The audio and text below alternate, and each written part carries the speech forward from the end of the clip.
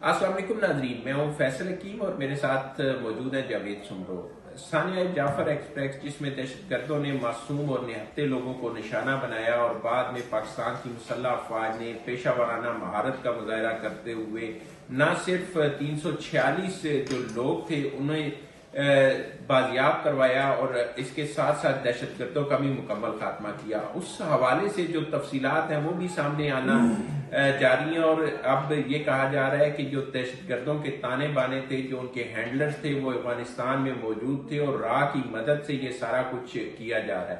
इसी हवाले से आज के वीलॉग में हम बात करेंगे और अब से कुछ देर कबल DGI-SPR और वज़ीर आला बलूचिस्तान ने भी एक प्रेस कॉन्फ्रेंस किया और उन्होंने भी शायद कुछ सामने पेश किया, उस पर भी बात करेंगे। जावेद सुन लो, जाफर एक्सप्रेस पे दहशतगर्दों का हमला, बहुत कम वक्त में 346 अफराद को जिंदाबाद याब कराना और पेशा वराना महारत का मुजाहरा करना।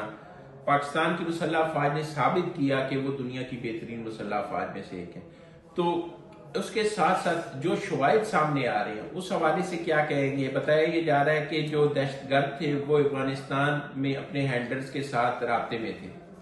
देखिए फैसल, ये वाकया जो है सबसे बड़ा दर्दनाक वाकया है और आप इस चीज में देखें कि इस वाकये के अंदर जो शर्मचारी हैं, जो अपने आप को जो बलोच शर्मचारी हैं, जो अपने आप को कहते हैं कि हम आजादी पसंद हैं, वो बेसिकली आजादी पसंद तो है नहीं। अब उनका टारगेट देखें, वो मासूम शहरी और उसमें भी लिसानी तअस्सुब की बुनियाद पर उन ट्रेन के अंदर, उन बसों से, उन जो आम हमारा पाकिस्तानी शहरी अगर बलूचिस्तान में कमाने के लिए गया हुआ है, रोजी रिजिक के लिहाज से वहां पे उसको गाड़ियों से उतार कर उनको शहीद कर देना, ये किसी शर्मचारी या बलोच रिवायत का हिस्सा नहीं है। मेरा ताल्लुक भी उस इलाके से है, तो मैं समझता हूँ कि जहाँ पे हमारे पास अगर कोई मेहमान आ जाए, बिन बुलाए आ जाए, या हम जिसको ना जानते हो, हम उसकी भी ताजीम करते हैं, उसकी भी इज्जत करते हैं, माओ बहनों बेटियों, और जो कि हम इतनी इज्जत करते हैं कि आपको अंदाजा नहीं कि अगर वो हमारे सामने पुरानी से पुरानी दुश्मनी भी हो, अगर किसी की माँ बहन बेटी दरवाजे पे आ जाए, घर पे आ जाए, तो हम सब कुछ छोड़ देते हैं। हम बलोच वो कौम है। लेकिन यहाँ पे ये जो कुछ हो रहा है, ये बेसिकली ना ही अपनी आजादी है, ना ही अपनी तरक्याती स्कीमों के लिए ये चीज की जा रही है। ये सिर्फ और सिर्फ जो आज DGI-SPR ने बात बताई है और चीफ मिनिस्टर बलूचिस्तान ने बात बताई है प्रेस कॉन्फ्रेंस में, ये वाजे हो चुका है कि इसमें राव मुलविस है। इन शर्मचारियों को, इन TTP के जो लोग हैं, जो हैंडलर्स हैं, उनको वाजे हो चुका है कि जी राह जो है वो सपोर्ट कर रही है, राह फंड कर रही है। इनको हैंड इन ग्लव्स करने का जो मामला है वो राह की तरफ से हो रहा है, ताकि पाकिस्तान को डिस्टेबलाइज करके ये अपने जो मकासद हैं वो पूरे कर सके। लेकिन आज DGI-SPR ने स्ट्रेट अवे कहा है कि जो जिस तरह से डील कर रहा है उनके साथ वैसा ही डील किया जाएगा, ये उनके अल्फाज थे।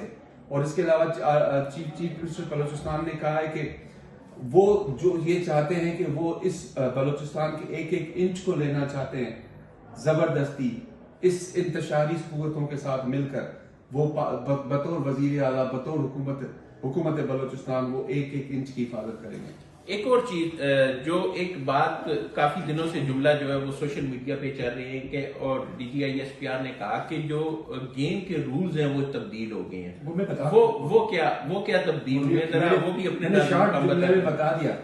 वो DGI-SPR का ये कहना था कि जी देखें, जो रूल्स ऑफ गेम है वो इस वजह से चेंज होंगे क्योंकि जो जिस तरह से ट्रीट कर रहा है उसको उसी तरह से ट्रीट किया जाएगा। ये चेंज ऑफ रूल्स ऑफ जो गेम है वो चेंज है।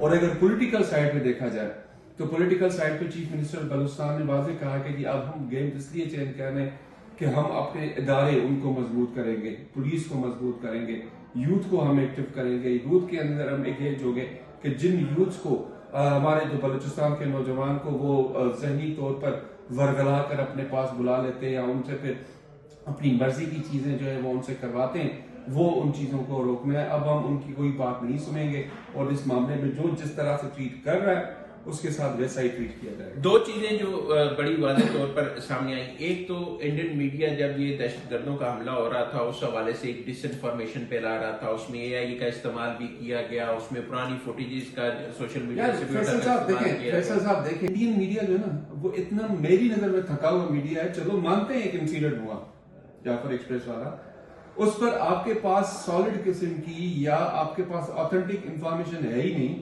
آپ سوشل میڈیا سے اٹھا کے چیزیں جو ہیں آپ اپنی سکرینز کو بھر رہے ہیں اور ایسے ایسے کمنٹس کر رہے ہیں ان کے لوگ بیٹھے ہوئے جیسے ایسے لگتا ہے کہ وہ ٹرین کے نیچے کہیں بیٹھ کے وہ ساری چیز دیکھ رہے ہیں.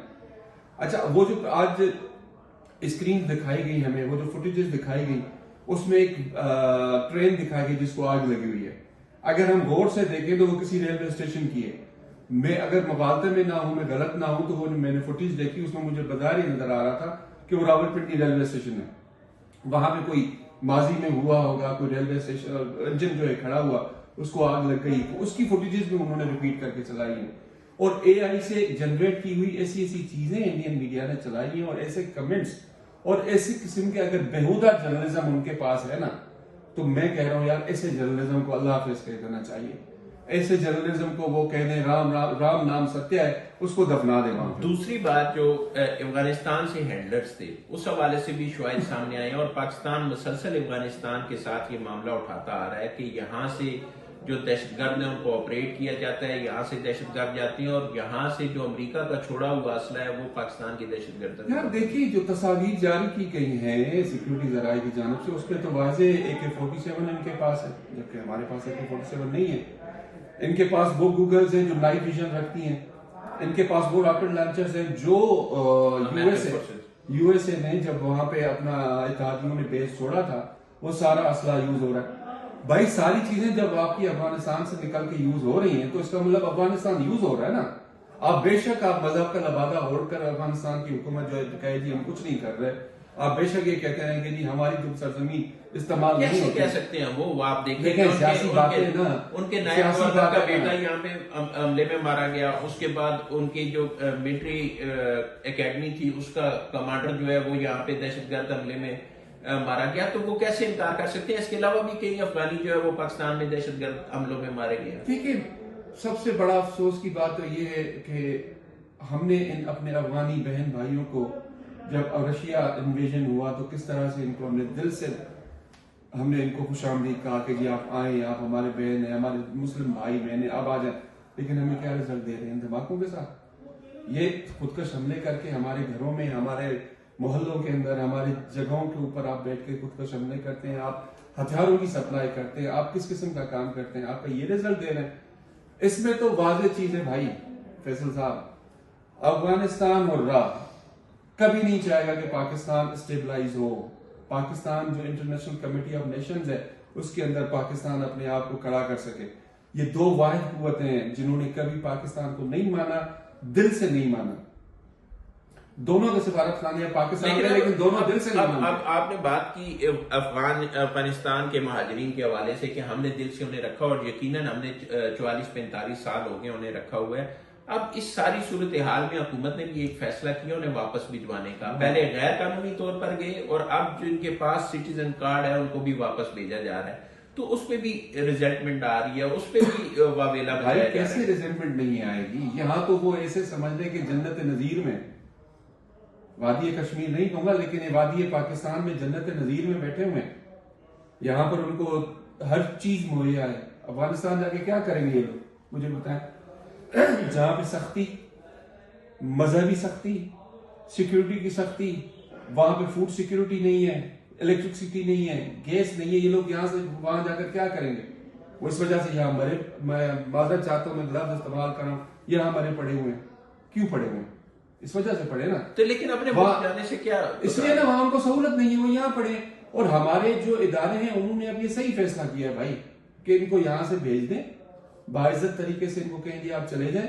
ان کی وجہ سے ہماری معیشت کو جو نقصان پہنچا ہے, ان کی وجہ سے ہمارے جو امن و امان کو نقصان پہنچا ہے, ان کی وجہ سے پاکستان آپ کے کہنے کا یہ مطلب ہے کہ ہم بطور پاکستانی لگا سکتے ہیں اور کوئی نہیں لگا سکتے. آپ کے کہنے کا مطلب یہ ہے کہ ریاست اور ادارے اس بات پر متفق ہیں کہ 31 مارچ کے بعد باقی 18 دن ہے بھائی جان. ہاں جی, باقی 18-17 دن ہے اور 18-17 دنوں کے اندر دیکھتے ہیں کہ آگے کیا ہوتا ہے. اور 18-17 دنوں کے اندر ان افغانیوں کو نکالا جائے گا اور جو اداروں نے فیصلے کیے اس پر امپلیمنٹ کیا جائے گا. ایک اور چیز جس کا ہمیں جو ہے وہ چیلنج درپیش رہا وہ تھا جو سوشل میڈیا پہ ایک کمپین چلی, اور سوشل میڈیا پہ بھی وہ جو دہشت گرد تھے ان کے حوالے سے بڑی ہمدردیاں اور بڑی چیزیں دکھائی جا رہی ہیں اور دکھائی گئیں اور بڑی پوسٹیں نظر آئیں، تو اس حوالے سے بھی کوئی کارروائی کرنے جا رہی ہے ریاست اور ادارے؟ دیکھیں اس وقت جو ریاست اور ادارے ہیں نا بشمول حکومت پاکستان، وہ اس چیز کو دیکھ رہی ہے کہ سوشل میڈیا کو کس طرح سے وہ اسپیشلی اکاؤنٹس، وہ ایسے پلیٹ فارم جہاں پر پاکستان اور پاکستانی مخالف پروپیگنڈا کیا جاتا ہے، پاکستان کے خلاف باتیں کی جاتی ہیں، ایسے لوگ باتیں کرتے ہیں جن کا کوئی ویلیو نہیں، لیکن وہ ایسے ہی اپنے سوشل میڈیا اکاؤنٹس پر چیزیں چھوڑ کر خود سائٹ پہ ہو جاتے ہیں اور اس کی جو امپلیکیشنز ہیں بہت زیادہ خراب ہوتی ہیں۔